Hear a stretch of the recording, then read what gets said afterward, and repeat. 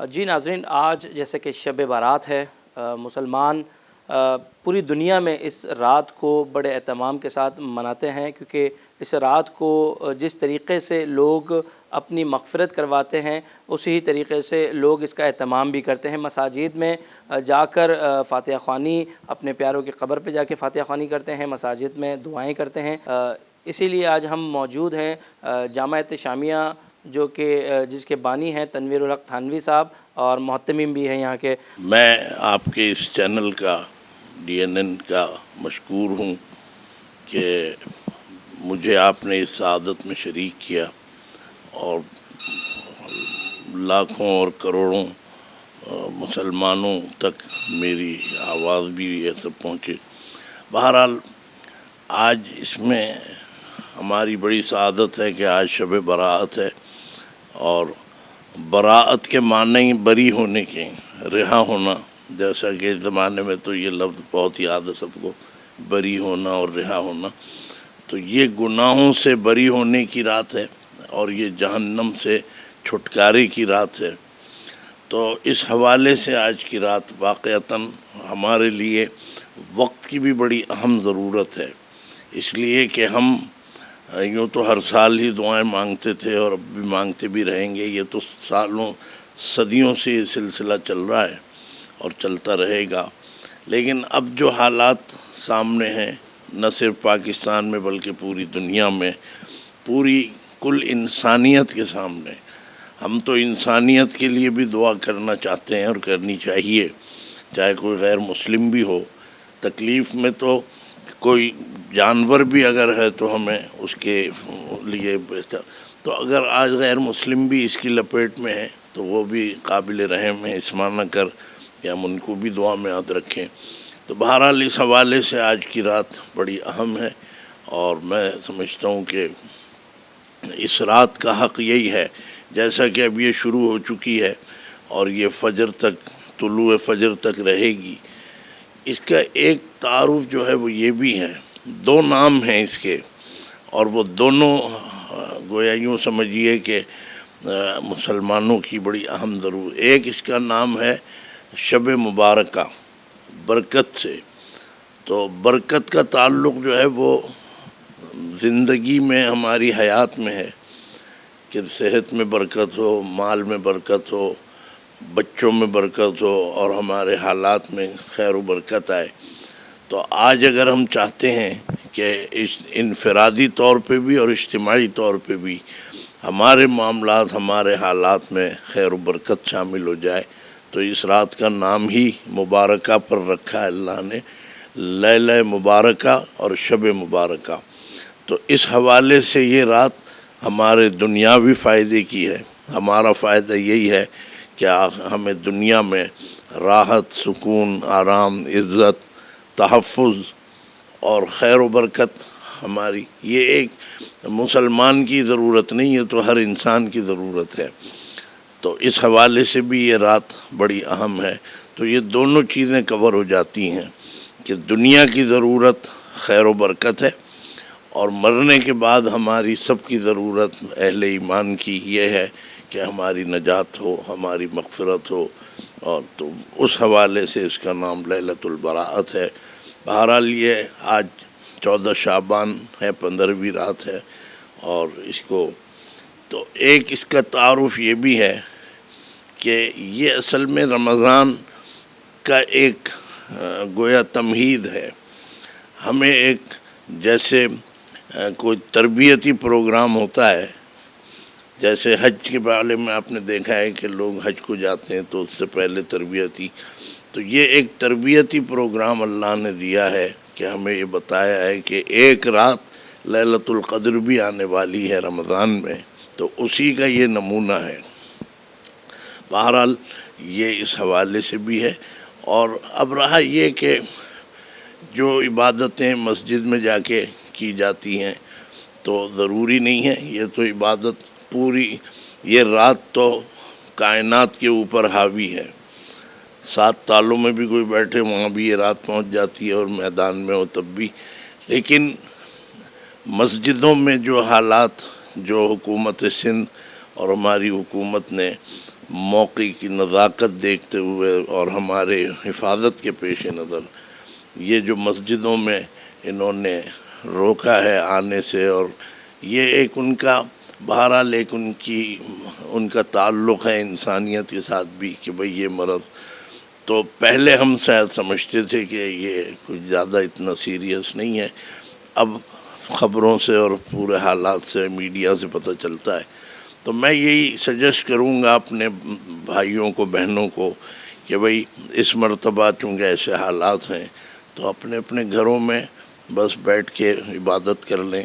عورتیں تو کرتی ہیں گھروں میں، مرد بھی کر لیں، اور دیکھ لیں جو حکومت کی ہدایات ہیں، ڈاکٹروں کی بھی اس میں جو مشورے ہیں وہ سب، تو وہ ان کا بہرحال احترام کرنا چاہیے.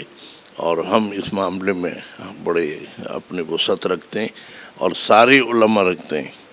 تو اس میں ایک اجتماعی فائدے کی خاطر اور ایک انسانیت کے فائدے کی خاطر اگر ہم اس چیز کو ذرا سا گویا مسجد سے اپنے آپ کو الگ رکھ لیں، تو ویسے تو مسجد اللہ کا گھر ہے، لیکن بہتر یہی ہے کہ ہم بس حسب ضرورت مسجد میں جائیں، نماز پڑھ کے پھر اپنے اپنے گھروں میں جا کے عبادت کر لیں. دوسرے یہ کہ قبرستان کا جانا بھی سنت ہے، بڑی پیاری سنت ہے اور جانا چاہیے.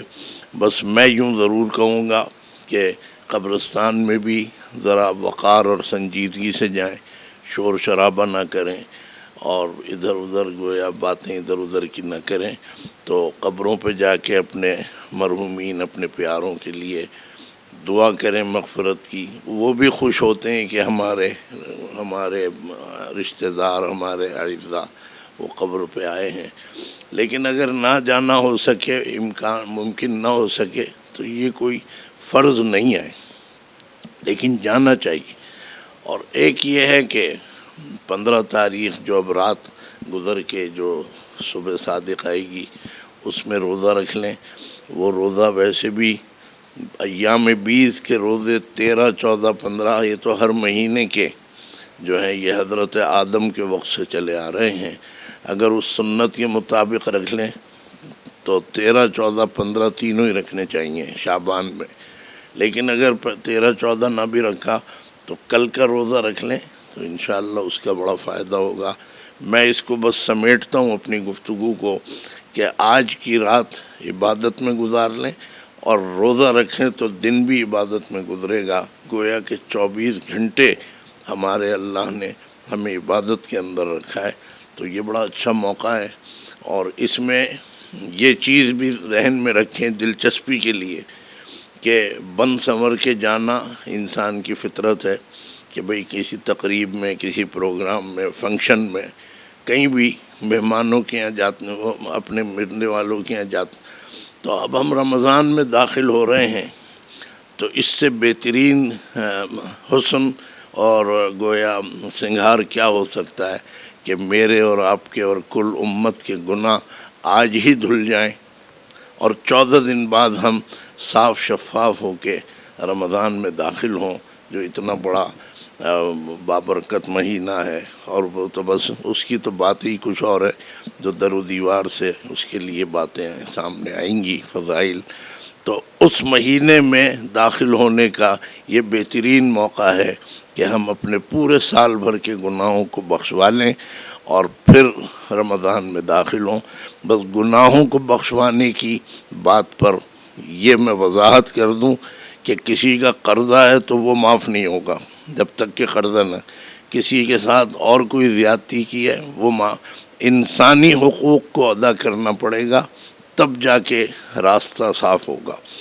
وہ مطلب یہ کہ گناہوں کو بخشوائیں، لیکن وہ کام کے جو ہمارے بندوں کے سے ہمارے ریلیٹڈ ہیں تو اس میں بندوں کا حق ادا کرنا پڑے گا.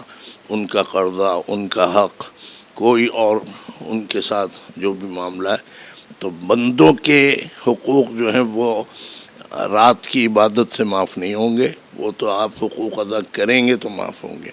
بہرحال یہ رات ہے، اللہ تعالیٰ ہمیں سب کو اس کے مطابق وقت گزارنے کی توفیق عطا فرمائے.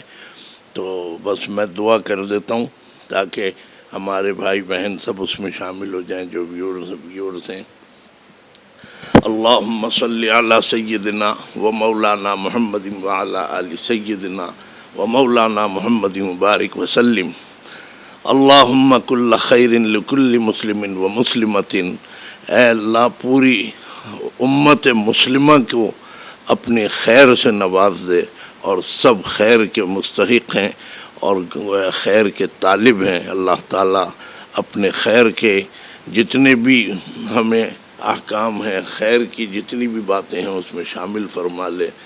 دعا کیجئے اللہ تعالیٰ آج کی رات میں ہمیں زیادہ سے زیادہ مانگنے کی توفیق عطا فرما، اور اللہ تعالیٰ ہمارے زندگی کے معاملات میں خیر و برکت عطا فرما، اور جب آنکھ بند ہو ایمان پر خاتمہ ہو تو اللہ تعالیٰ ہمیں آخرت کی نجات بھی عطا فرما اور جہنم سے چھٹکارے کا بھی ہمارا فیصلہ فرما۔ آج کی رات میں بڑے بڑے فیصلے بھی ہوتے ہیں، اللہ تعالیٰ ہمارے حق میں بہتر فیصلے فرما، امت مسلمہ کے حق میں بہتر فیصلے فرما دے۔ اللہ تعالیٰ عالم اسلام کی حفاظت فرما، اور اے اللہ ہمارے گھروں میں خیر و برکت عطا فرما۔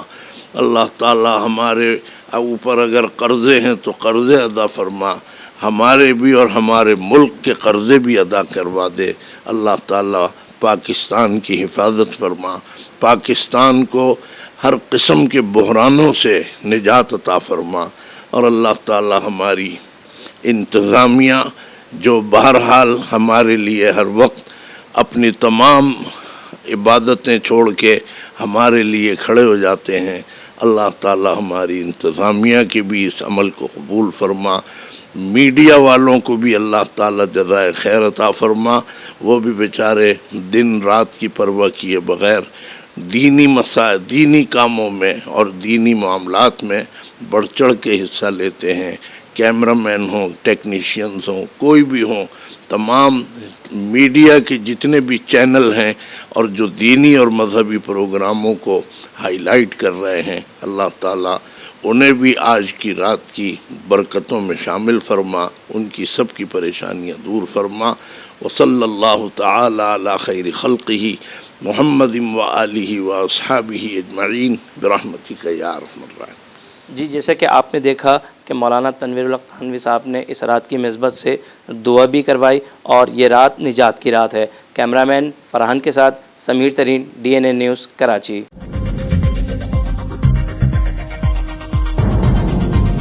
نیوز سے اپ ڈیٹ رہنے کے لیے ہمارے چینل کو سبسکرائب کریں اور بیل آئیکن پر کلک کریں۔